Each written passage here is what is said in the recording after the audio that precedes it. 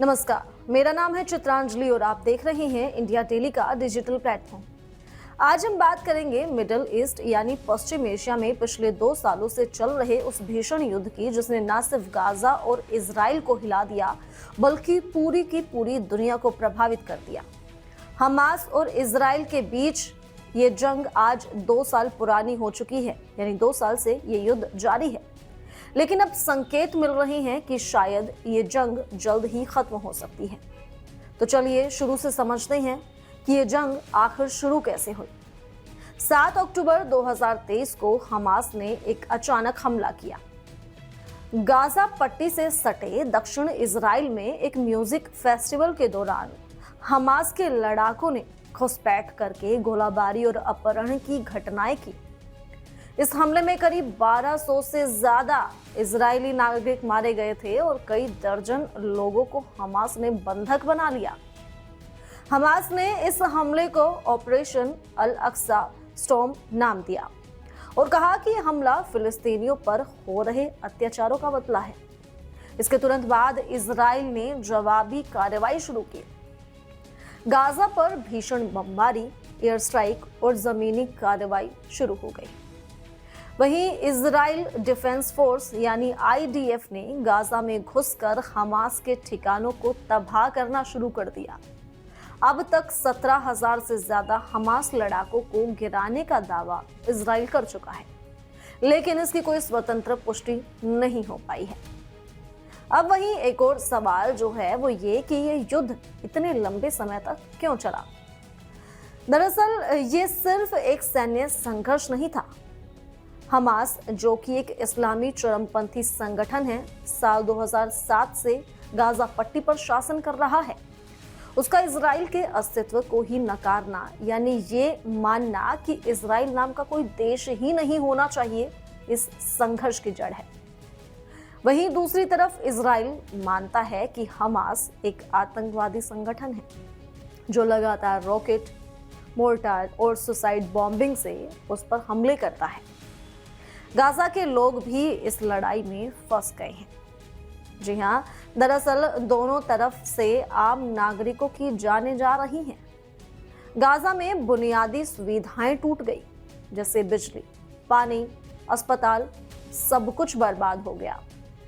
अब तक गाजा के स्वास्थ्य मंत्रालय के अनुसार 67,000 से ज्यादा फिलिस्तीनी मारे जा चुके हैं और 1,70,000 से अधिक घायल हो चुके हैं। अब हमास को मदद कौन करता है? बता दें कि हमास को सबसे ज्यादा फंडिंग और हथियार ईरान से मिलते हैं। सालाना लगभग $100 मिलियन ईरान हमास और दूसरे फिलिस्तीनी समूहों को देता है। इसके अलावा तुर्की और खाड़ी देशों से भी हमास को समर्थन मिलता है, चाहे वो राजनीतिक हो या फिर आर्थिक हो। हमास खुद भी गाजा में आने वाले सामान पर टैक्स लगाकर कमाई करता है। साल 2021 तक हर महीने $12 मिलियन तक कमाए जाने की खबरें सामने आई थी। अब युद्ध रोकने की कोशिश कौन कर रहा है, ये सवाल भी सामने आ रहा है कि युद्ध अब कौन रुकवाना चाह रहा है। तो अब आते हैं सबसे ताजा अपडेट पर। अमेरिका के राष्ट्रपति डोनाल्ड ट्रंप ने हाल ही में एक नया युद्ध विराम प्लान पेश किया है। इस योजना के तहत जो है गाजा में हमास द्वारा बंधक बनाए गए सभी इजरायली नागरिकों को रिहा किया जाएगा।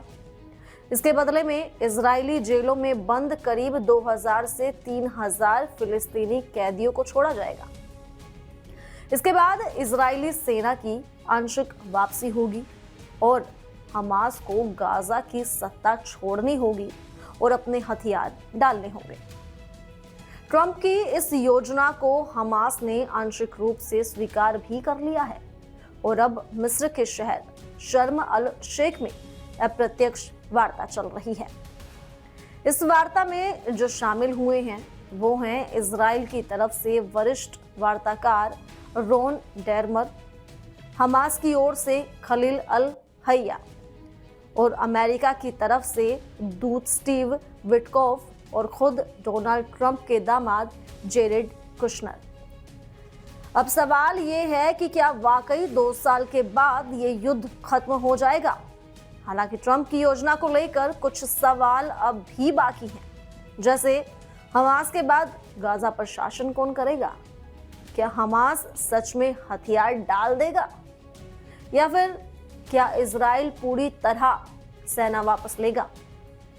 इन सवालों का जवाब आने वाले दिनों में ही मिल सकेगा। आज इस युद्ध को शुरू हुए 2 साल हो चुके हैं। इस दौरान हजारों बेगुनाहों की जान गई, लाखों लोग बेघर भी हो गए। लेकिन अब उम्मीद है कि शायद ये संघर्ष खत्म हो और पश्चिम एशिया में शांति वापस लौटे। डोनाल्ड ट्रंप की युद्ध विराम योजना इस दिशा में एक बड़ी पहल मानी जा रही है। अब देखना यह है कि क्या इजराइल और हमास दोनों पूरी तरह इस योजना को स्वीकार करते हैं या फिर नहीं। फिलहाल के लिए इस रिपोर्ट में सिर्फ इतना ही, लेकिन इसी से जुड़ी हुई तमाम अपडेट्स के लिए जुड़े रहिए इंडिया टेली के डिजिटल प्लेटफॉर्म के साथ।